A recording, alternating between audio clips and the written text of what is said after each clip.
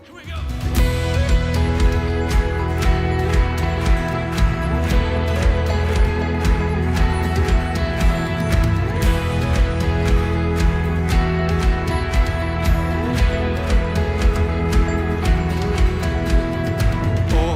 your promises are yes and amen.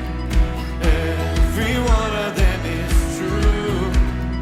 I will trust and put my hope in you. My life is found in you. I've got joy like a river, joy like a river.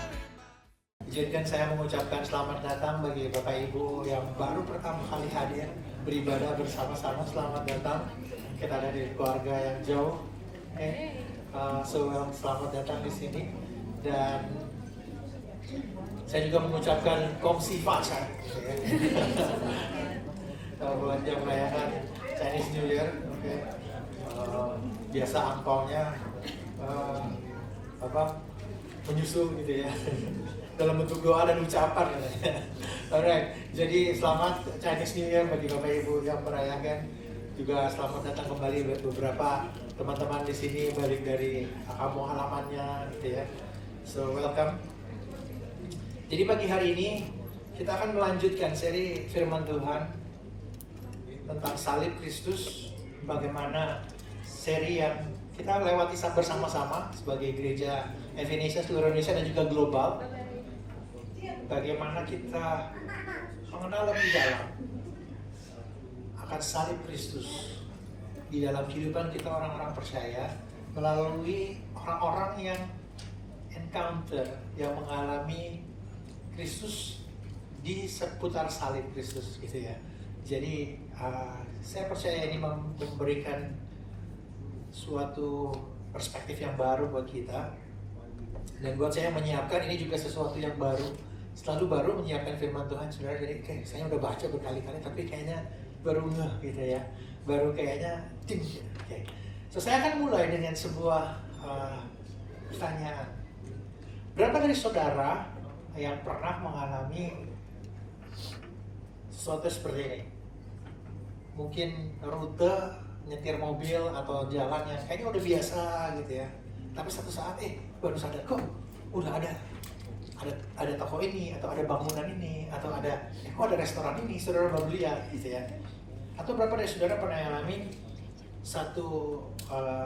seorang yang udah kenal lama gitu ya, tiba-tiba begitu ketemu kok dia ada aspek dari dirinya saya kok belum sadar gitu ya. Jadi kita perlu melakukan adjustment dengan orang ini. Nah, saya mungkin cerita yang paling gampang di sini yang itu Justin gitu ya.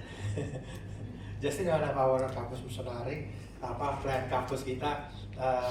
Saya kenal Justin, kakak Justin beberapa teman-teman mahasiswa di sini gitu ya. Kak Justin ini dari karena saya guru math, saya ngajar Justin dari kecil gitu ya. Saya kasih dia PR, saya tes ujiannya kasih nilai matematiknya gitu. Kemudian dia lulus SMA, dia kuliah gitu ya. Dia balik ke Indo, terus kita ngobrol, kita sama-sama memuritan gitu ya. Lalu kita sebut pada waktu ngobrol, lalu dia bilang hati saya menjangkau next generation. Lalu saya melihat Justin yang tadinya dari dulu saudara anak-anak gitu ya udah besar. That moment waktu dia share passionnya, hatinya gitu ya. That moment saya realize I have to switch. Saya nggak lihat dia mulai saat itu sebagai anak kecil yang saya ajarin sekolah gitu ya. Saya lihat dia sebagai this is the man of God yang Tuhan punya panggilan buat dia. So dari itu aku mulai nyadarin, saya mulai now he is not just a kids that I taught from kindergarten, from primary school. Now he is the partner in the kingdom of God. You know? Jadi ada satu switch yang saya perlu lakukan. Saya nggak perlakukan dia seperti students lagi. Saya tidak perlakukan dia seperti anak kecil lagi. Saya perlakukan dia sebagai orang dewasa yang kita sama-sama mengejar panggilan Tuhan di dalam kehidupan kita. So somehow cara saya approach, cara saya berdiskusi, cara saya berinteraksi, semuanya berubah. Oke. Nah, hari ini kita akan belajar dari seseorang yang mengalami Kristus dan dia perlu melakukan switch di dalam cara dia melihat. Dan ini sesuatu yang, kalau buat saya, sesuatu yang juga penting untuk kita mengerti di dalam perjalanan kita sebagai orang percaya. Jadi, kalau boleh dikasih judul hari ini, The Cross and the Skeptic. Salib dan orang yang ragu-ragu. Skeptik itu bukan cuma doubt, tapi juga punya nuansa negatif terhadap sesuatu, gitu ya. Jadi kita akan belajar sama-sama dari tentara Romawi, bahasa Indonesianya kepala serdadu, tapi bahasa Inggrisnya dalam bahasa aslinya itu centurion, gitu ya. Centurion itu seorang perwira Romawi dari kata centuria, jadi dia mengepalai tentara-tentara Romawi sekitar 100 orang, gitu ya, 80 sampai 100 orang. Jadi dia seorang pemimpin. Ada tertulis di 3 Injil, Matius, Markus, Lukas, tapi kita akan lihat hari ini, saya memberikan referensi bagi saudara. Kita akan lihat dari Matius 27 ayat 50 sampai 54. Kita akan membacanya bersama-sama. Saya mengundang kesediaan Bapak Ibu untuk bangkit berdiri. Kita akan membaca dan kemudian kita akan berdoa. Oke. Matius 27 ayat 50 sampai 54. Yesus berseru juga dengan suara nyaring, lalu menyerahkan nyawanya. Dan lihatlah, tabir bait suci terbelah 2 dari atas sampai ke bawah, dan terjadilah gempa bumi, dan bukit-bukit batu terbelah, dan kuburan-kuburan terbuka, dan banyak orang kudus yang telah meninggal bangkit. Dan sesudah kebangkitan Yesus, mereka pun keluar dari kubur, lalu masuk ke kota kudus dan menampakkan diri kepada banyak orang. Kepala pasukan dari prajurit dan prajurit-prajuritnya yang menjaga Yesus menjadi sangat takut ketika mereka melihat gempa bumi dan apa yang telah terjadi, lalu berkata, sungguh dia ini adalah anak Allah. Mari kita berdoa. Tuhan, kami mengucap syukur buat firman-Mu yang mengajarkan kami, Tuhan, untuk melihat perjalanan kami dan juga bagaimana kami melihat seberapapun skeptis, seberapapun jauh sepertinya kami dari salib-Mu, tapi Kau sanggup membawa kami datang kepada Engkau, Tuhan. Di dalam nama Tuhan Yesus kami berdoa. Amin. Amin. Silakan duduk Bapak Ibu Saudara yang terkasih.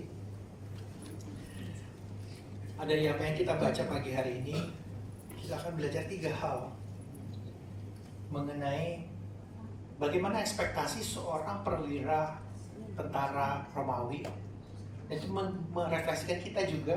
Kemudian ada satu paradoks di dalam salib Kristus, bagaimana kita perlu mengerti itu, dan kemudian bagaimana salib Kristus mengubah setiap dari kita.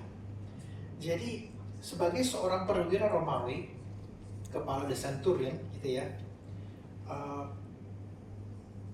dia punya ekspektasi. Ekspektasinya, kalau standarnya yang dia biasa lakukan, saudara bayangkan, Yesus itu bukan orang pertama yang disalibkan. Jadi sebelum Yesus banyak. Dan sebagai seorang perwira yang memimpin, saya percaya di dalam beberapa hal ini mereka yang melakukan itu skillful ya. Jadi menaruh pakunya, mencambuknya, itu semua terlatih gitu ya. Jadi bukan random, oh ya kamu bagian paku ini gitu ya. Saya ya, ingat Bang, kalau kita jarang paku gitu di Victory Weekend itu waktu kita paku itu pada kena jempol semua saudara. Jadi kita nggak terbiasa, tapi mereka tuh pakunya kan besar, jadi mereka itu skillful. Nah saudara bayangkan, jadi perwira Romawi, dia terbiasa melihat, dan semua tentara Romawi sudah biasa berperang, jadi dia udah terbiasa melihat darah, melihat penyiksaan, dia terbiasa banget. Jadi kalau buat tentara Romawi ini, this is another crucifixion gitu kira-kira. Karena yang sebelum Yesus ya 2 juga udah digantung gitu kira-kira ya. Jadi udah biasa banget. Ini sebuah salib yang biasa, saudara. Jadi buat dia ya lihat darah gitu udah biasa. Dan kalau buat kita yang jarang banget, saya cerita sama saudara, saya nggak minta izin sama adik saya, jadi nggak apa-apa. Jadi waktu saya kecil, saya jatuh dari tangga gitu, kepalanya duluan duduk gitu ya, karena ke bawah. Lalu di sini saya sobek gitu. Nah, sobek di bawah. Kita kota kecil, saya naik Vespa, bapak saya bawa saya naik Vespa di Vespa depan gitu ya. Saya berdiri pegangin jagung saya, terus ya, puskesmas gitu. Adik saya yang perempuan nonton pengen ikut, dia nangis tapi dia pengen ikut gitu ya. Jadi waktu saya dibawa ke puskesmas, sudah ada dibersihin gitu, saya masih anestesinya cuma lokal gitu. Saya ingat adik saya di depan saya, benar-benar depan saya dia lagi nyender gitu nunggu.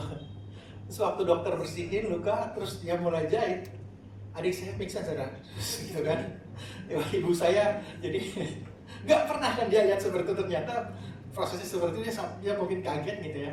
Dan akhirnya ibu saya ngurusin 2 anak di situ, gitu kan, ngurusin saya dan ngurusin adik saya. Jadi ya sesuatu yang nggak biasa banget. Tapi buat tentara Romawi ini, semua penyalipan, seberapapun mengerikan itu udah biasa. Jadi saudara bayangkan hati yang seperti apa sebagai seorang tentara Romawi. This is just another crucifixion, gitu. Dan bahkan Yesus dihina, gitu ya. Ada hal yang membuat tentara Romawi ini harus switch di dalam dia melihat penyalipan yang ini beda banget, nggak sama dengan yang sebelum-sebelumnya. Pertama, bagaimana dia melihat the perspective of power di dalam kehidupan.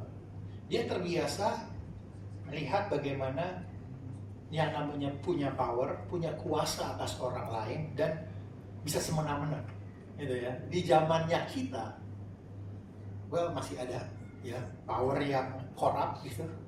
Tapi di zamannya kita mungkin kita sering dengar money talks, gitu ya. Pokoknya kalau punya duit, lu bisa ngapain aja kira-kira gitu.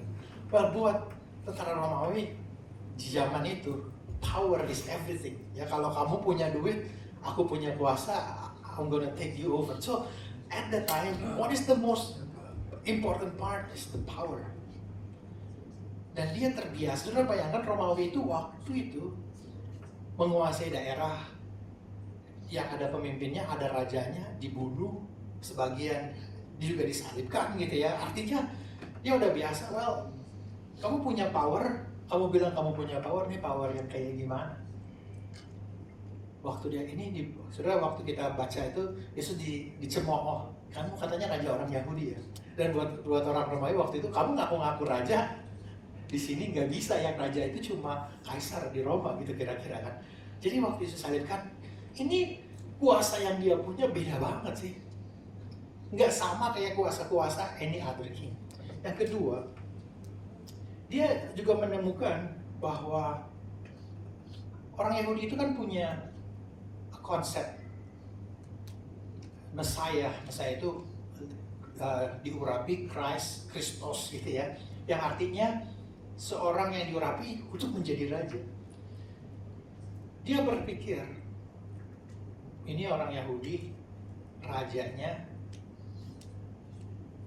harusnya punya kuasa yang punya daerah, ini nggak ada daerah, punya tentara, ini nggak punya tentara, punya duit juga nggak punya duit, saudara. Jadi waktu dia lihat, ini rajanya nggak sama banget. Ini nggak sama dengan raja-raja yang dia pernah, mungkin kita nggak tahu, mungkin dia pernah mengeksekusi pemimpin dan sebagainya, buat dia beda banget.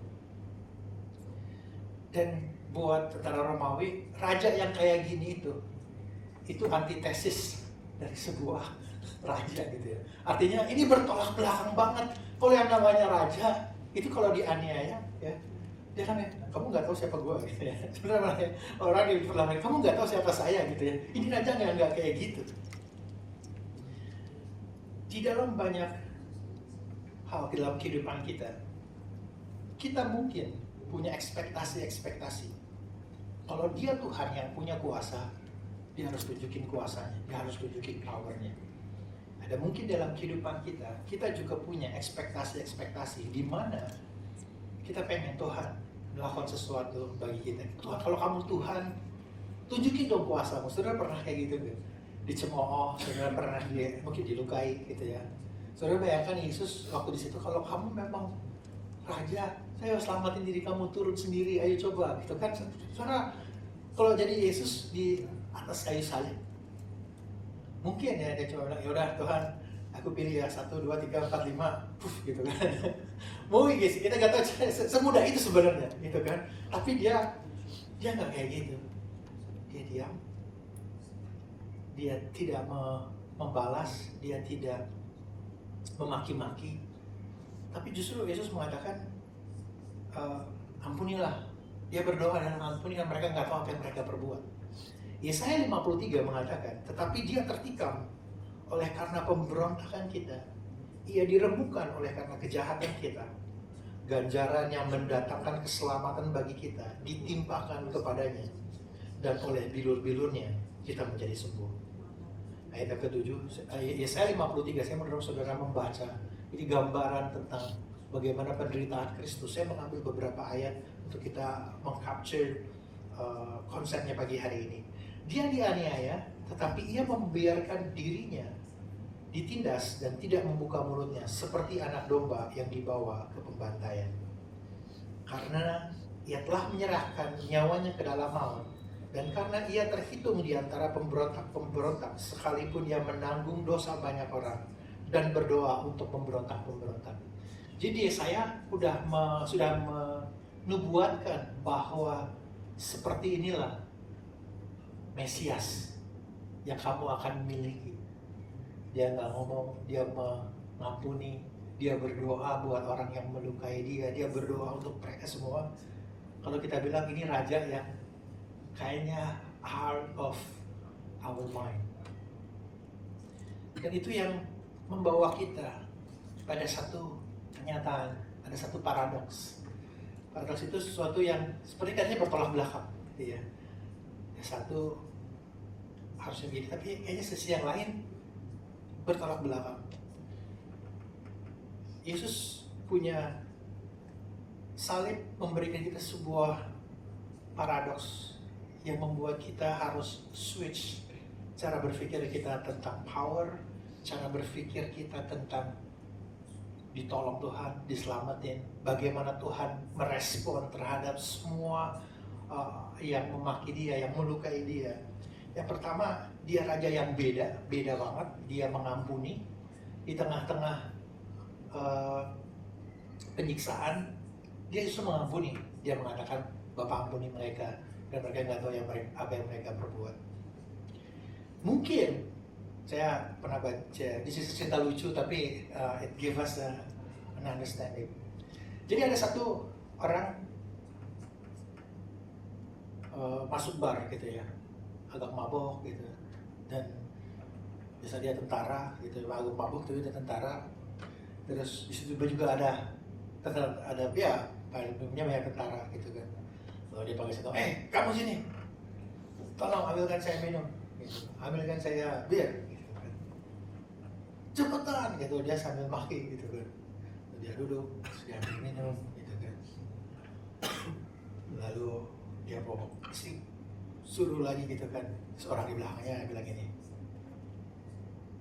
udah, yang kamu suruh itu jenderal. Gitu. Ampun pak gitu kan. Lalu ajudannya bilang, untung yang kamu gituin jenderal, kalau bukan udah habis kamu. Akhirnya kita jarang ketemu yang namanya power with big power. Dia nggak exercise the power with all might gitu ya. Dan ini raja yang dia punya all the power, tapi dia nggak exercise the all power yang dia miliki, tapi dia bisa reserve. Nah, this is the different kind of king. Dia mengampuni, dia bahkan memberikan. Makanya Yesus bilang, dia datang untuk melayani, bukan untuk dilayani. Dia datang untuk menjadi tebusan bagi banyak orang. Ini sesuatu yang gak ada raja yang datang untuk kayak gitu. Raja itu datang untuk dilayani, untuk direspek, untuk dihormati. Tapi this is the paradox, bahwa dia Tuhan yang datang bukan untuk dilayani, tapi untuk melayani. Yang kedua, bagaimana saudara Romawi melihat Yesus berbeda itu, Yesus tuh ngampunin. Udah saudara, proses kalau saudara baca penyaliban Yesus dari mulai jubahnya diambil. By the way, kalau kita lihat, mungkin film tidak bisa menggambarkan, karena biasanya benar-benar tidak berpakaian. Jadi benar-benar waktu itu tidak berpakaian. Terus mahkota durinya itu bukan kayak di sempet-sempetnya gitu ya, dipilih dulu biar kelihatan keren gitu, enggak saudara. Karena Yesus kan dibilang raja waktu itu, jadi itu duri-durinya itu ditaruh di kepalanya, bukan sesuatu yang ya kita lihat. Mungkin kalau kita lihat artis gambar tuh durinya kayaknya bulat gitu, bagus ya, mungkin bentuknya gak karuan, dipasang gitu aja, mungkin pasangnya juga agak dengan kasar gitu ya, gak kayak pasang mahkota nice and proper gitu ya. Ini enggak. Jadi dari melalui proses semua itu, Yesus menunjukkan sebuah kerendahan hati dan juga bagaimana dia mengampuni. Mungkin saudara Romawi udah biasa ya, waktu disiksa, yang disiksa itu maki-maki, marah-marah, teriak-teriak, mungkin ya kita nggak tahu. Tetapi dia melihat ada sesuatu yang berbeda dari diri Yesus Kristus. Makanya waktu Yesus tanya, Yesus jawab, kerajaanku bukan dari dunia ini. Jika kerajaanku dari dunia ini, pasti hamba-hambaku telah melawan, supaya aku jangan diserahkan kepada orang Yahudi. Akan tetapi kerajaanku bukan dari sini. Tuhan mengingatkan dia, bagaimana dia Tuhan yang berbeda dan kerajaannya berbeda dengan kerajaan dunia ini. So ada something yang berbeda dari the kingdom of God yang Yesus bawa. Dan kingdom of God yang Yesus bawa is the supernatural kingdom. Jadi ada supernatural confirmation. Waktu Yesus disalib ada tanda-tanda aja. Tapi bukan hanya waktu Yesus disalib, tapi sebelumnya berbanyak tanda-tanda supernatural. Jadi sesuatu yang this different. Karena apa? This changed the way the Roman centurion see the kingdom. Hal yang sama juga mungkin buat kita. Bagaimana Yesus rendah hati, bagaimana Yesus mengampuni, bagaimana Yesus menerima begitu banyak cemooh, hinaan, tapi dia terus mengampuni. Tapi bukan cuma itu, dia juga menunjukkan kuasa supernaturalnya bagi setiap kita. Mungkin secara apa yang kita lewati hari ini, kita mungkin berpikir, Tuhan kapan Tuhan nunjukin kuasa Tuhan gitu ya. Ada banyak corruptions, ada banyak penindasan, ada banyak ketidakadilan. God has His time to answer all the injustice. Dan di dalam banyak hal, cara dia itu begitu powerful, begitu supernatural. Ada ya simple tapi juga supernatural. Mungkin kita berpikir kayak kebetulan, tapi sebenarnya Tuhan bekerja. Salah satu fakta sejarah yang mungkin teman-teman mungkin juga tahu gitu ya. Voltaire, salah satu philosopher Prancis, mengatakan the Bible will be a forgotten book 100 years from now. Jadi Alkitab itu akan jadi buku yang akan dilupakan lah 100 tahun dari sini, nggak usah pusing gitu. Hari ini salah satu rumah Voltaire, rumah pribadinya dia, menjadi kantor French Bible Societies. Jadi ya Voltaire-nya udah nggak ada, tetapi Alkitab masih terus berjalan ya. Mungkin lucu gitu ya. Tetapi Tuhan punya cara untuk menjawab semua hinaan-hinaan. Dan hal yang sama, ya kita mau sama-sama belajar. Bagaimana kita bukan cuma switch our mind, tetapi juga kita perlu mengalami Kristus. I will just read this. Yesus berseru pula dengan suara nyaring, menyerahkan nyawanya. Ada tanda-tanda yang dia tunjukkan bagi kita. Di Ibrani 6 ayat 19 bilang gini, pengharapan itu adalah sau yang kuat dan aman bagi jiwa kita yang telah dilabuhkan sampai ke belakang tabir. Jadi kitab Ibrani waktu dia bicara ini, ada agak aneh saudara, Bible scholars juga menemukannya agak well, it takes a lot of explanation. Tapi kira-kira gini, di dalam bait Allah ada ruang Maha Kudus di mana hanya imam besar 1 tahun sekali masuk.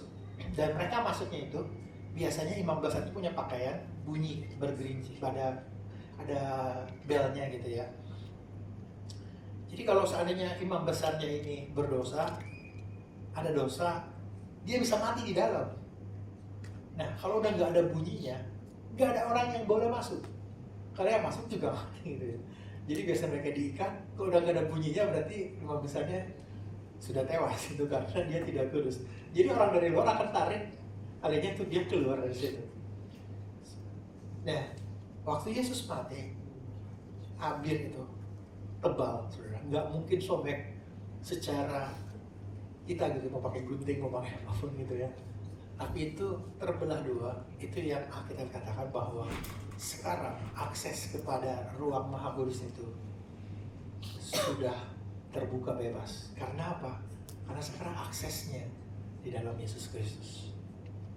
Jadi kita punya pengharapan.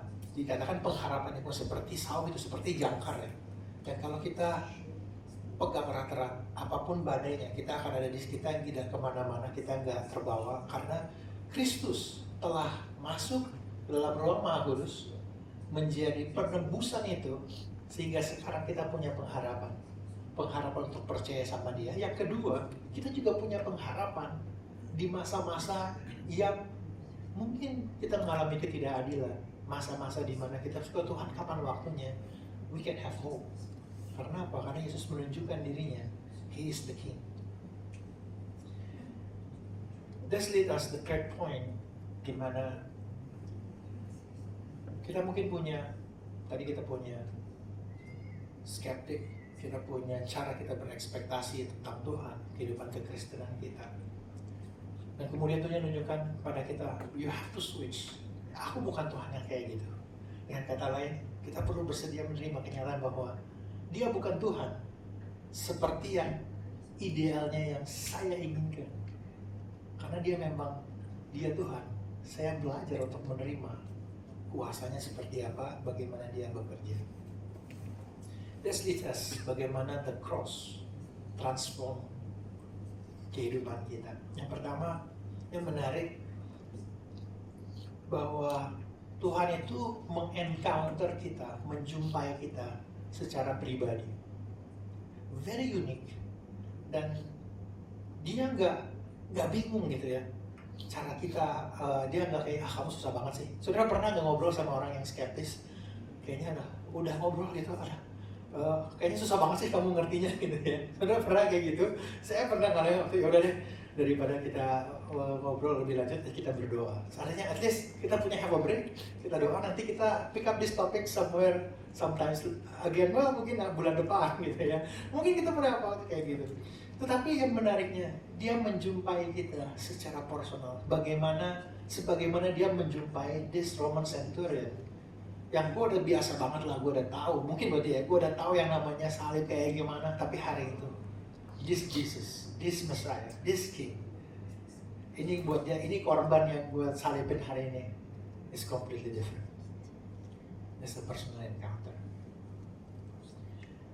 Makanya dia bilang, sungguh ini adalah anak Allah. Jadi kalau kita mereferensi dari kitab Matius, di pasal 14, di mana murid-murid Yesus yang mengatakan, truly, this was the Son of God. Jadi Alkitab tidak memberikan kita kelanjutan setelah ini Roman soldiersnya ini jadi murid Yesus atau bagaimana. Kita nggak tahu exactly.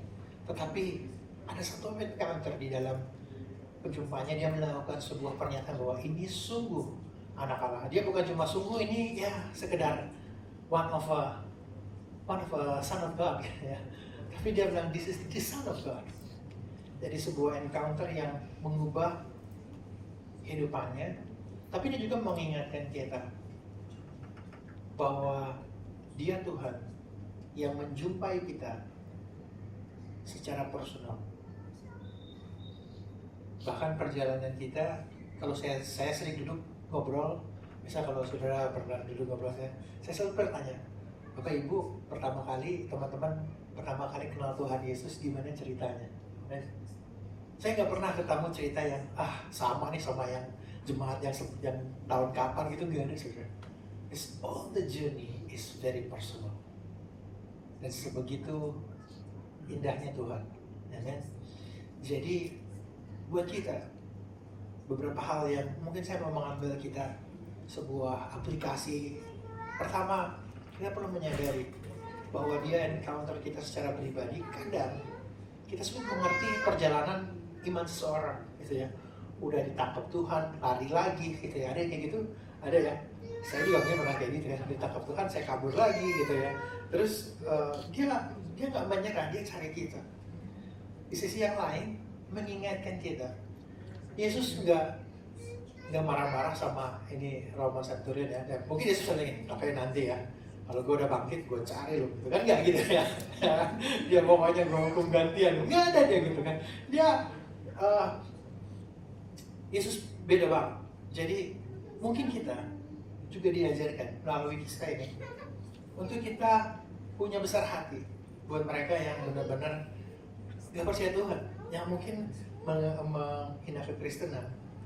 Dan ini yang membawa kita kepada aplikasi bahwa Tuhan memanggil kita untuk hidup di dalam kuasa salibnya. Di dalam salib itu, waktu Yesus disalib, dia mengampuni, dia berbesar hati, dia nggak exert power to judge, dia absorb injustice, dan dia menebus dosa kita. Ada banyak hal di dalam kehidupan kita. Yesus juga bilang kan, kalau saya mau mengikut aku, dia harus pikul salibnya, nyangkal dirinya mengikut salib. Buat kita hari ini mungkin salib sebuah aksesoris gitu ya, boleh di anting, boleh di kalung. Saya nggak menyalahkan, nggak boleh gitu ya. Tapi waktu itu mungkin gak ada orang yang pakai gitu, karena itu salib sebuah eksekusi yang menakutkan gitu ya. Mungkin kalau saudara beberapa teman-teman di sini, saya nggak tahu yang gambar tengkorak misalnya gitu kan, buat bagian saya menakutkan gitu. Jadi kita jarang-jarang, ada istri saya tuh pasti ngomong, aduh bajunya gambar tengkorak serem banget gitu ya. Saya cerita, saya sama istri saya tuh gak bisa nonton film Marvel gitu ya, film-film pokoknya action gitu. Dia bilang, aduh saya takut banget, jantung saya nggak kuat gitu, kayaknya serem banget kayaknya. Lalu dia cerita nonton film drama yang seri pembunuhan gitu, ceritanya bagus, tapi dia bilang, itu saya baru pertama kali nih nonton film drama pembunuhan, ada berantemnya, saya takut banget, dia bilang. Jadi pengen nonton film dramanya, tapi pas di bagian berantemnya dia bilang, saya cepetin gitu. Dia fast forward bagian berantem, itu selanjut ke dramanya lagi ceritanya. So somehow kita perlu menyadari bahwa kita hidup menghidupi salib Kristus di dalam kehidupan kita. Ada waktu-waktu dalam kehidupan kita perlu, kita nggak jawab, kita nggak marah, kita nggak kecewa, kita nggak kesel sama orang. Mungkin kita bisa balas, tapi kita izinkan Tuhan yang bekerja, karena sewaktu kita melewati itu, kita semakin serupa dengan Kristus. That's what make the difference with the world out there. Penderitaan kita tidak sia-sia, penderitaan kita akan menjadi semakin serupa dengan Kristus. 2 Korintus 1 ayat 22 sampai 24 bilang gini, dan orang Yahudi menghendaki tanda, orang-orang Yunani mencari hikmat, tetapi kami memberitakan Kristus yang disalibkan. Untuk orang Yahudi suatu batu sandungan, untuk orang-orang bukan Yahudi suatu kebodohan. Jadi waktu kita menghidupi salib Kristus di dalam kehidupan kita mungkin kayak orang bodoh, diperlakukan tidak adil, kita ngampunin. Kalau bahasa Jawanya dipisu-pisui, ya masih bisa. Yang nerjemahin bahasa Inggris susah. Oke. Udah ini kita masih bisa ngampun ya. Maksudnya, kita mungkin enggak ini gitu ya. Tapi that's the call yang Tuhan panggil bagi kita untuk menghidupi Kristus. Mungkin kebodohan bagi dunia, tapi sebuah hal yang luar biasa yang Tuhan mau kita alami di dalam kehidupan kita.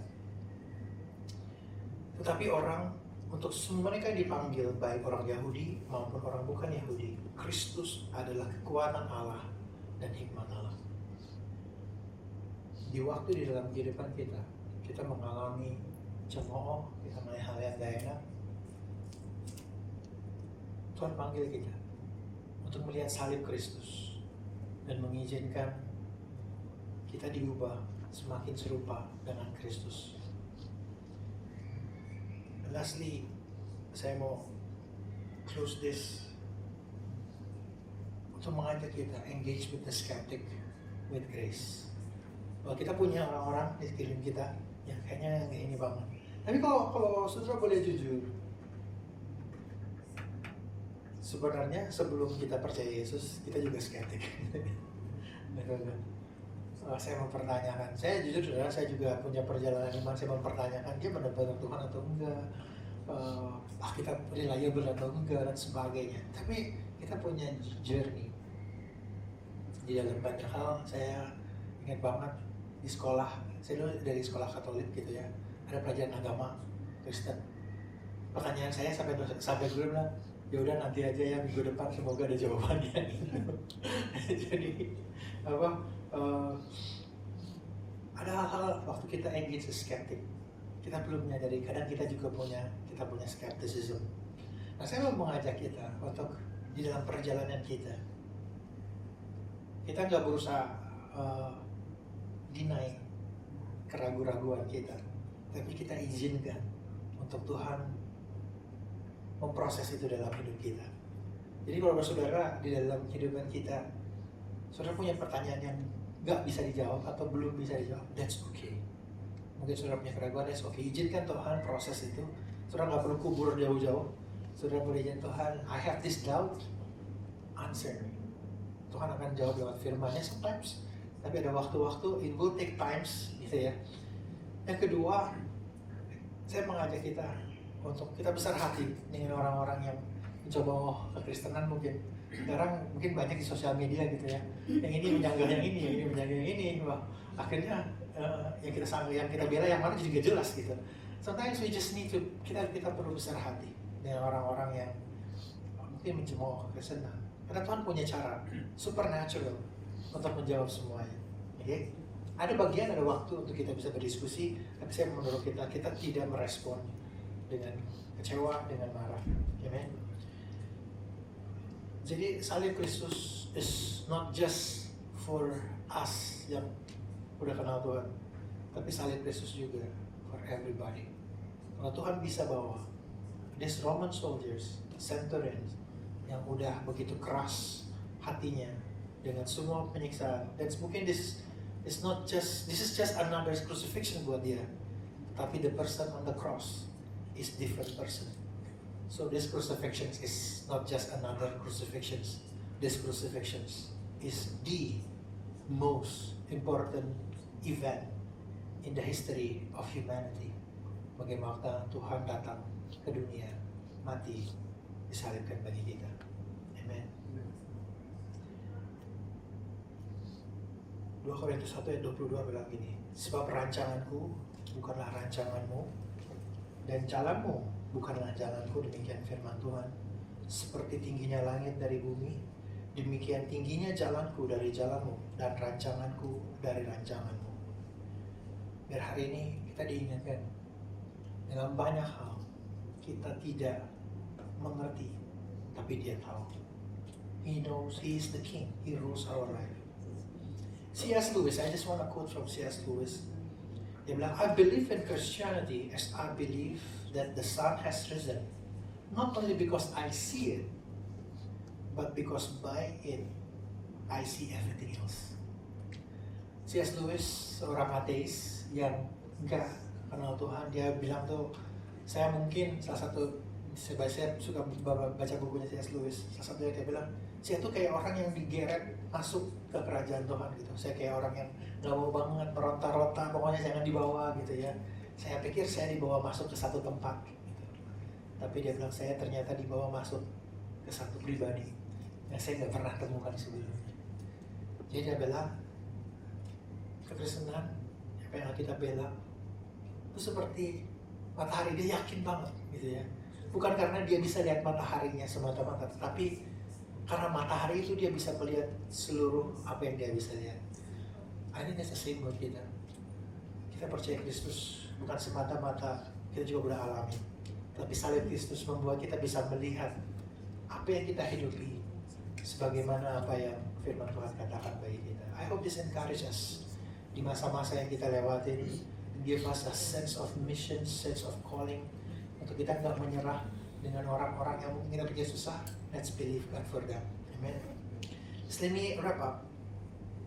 So there's expectations dalam the centurions. Mungkin ini juga mewakili kita. Kita punya perspektif kita sendiri tentang Tuhan. Kita punya perspektif kayak gimana. Tetapi Tuhan bisa juga. Tuhan yang kita pengen itu completely different dengan Tuhan yang sesungguhnya. Gitu ya.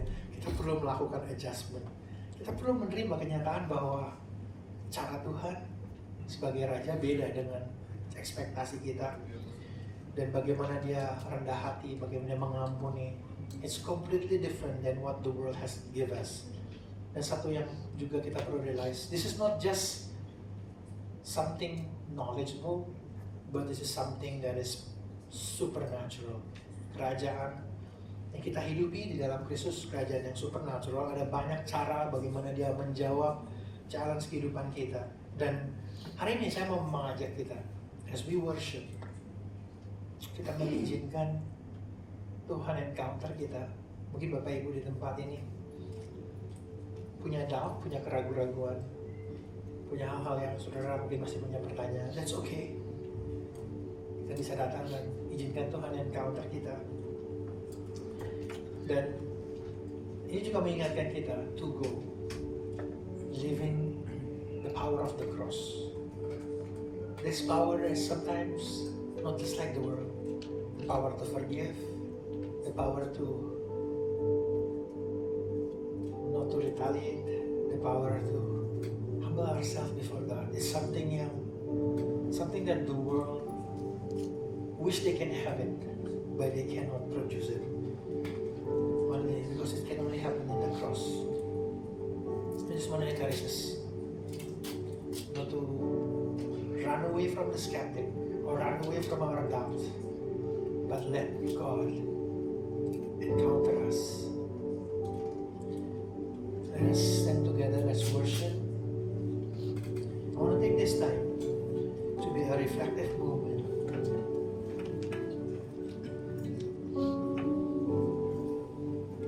For the Holy Spirit to encounter us. First is that to encounter some of the thoughts that I wish God is like this. But God will show to you His timing, the way He do things. As we worship, I want to let the Holy Spirit to heal our heart. Maybe some of us, beberapa dari kita, pernah diejek karena kekristenan, pernah dipermalukan karena iman kita, dan itu melukai kita. I want to take this time, waktu ini, untuk mengizinkan Roh Kudus mengingatkan kita, menyembuhkan hati kita, dan memberikan kita sebuah kedamaian yang mengangkat kita dari ketakutan sewaktu kita menghidupi iman kita. Let's worship.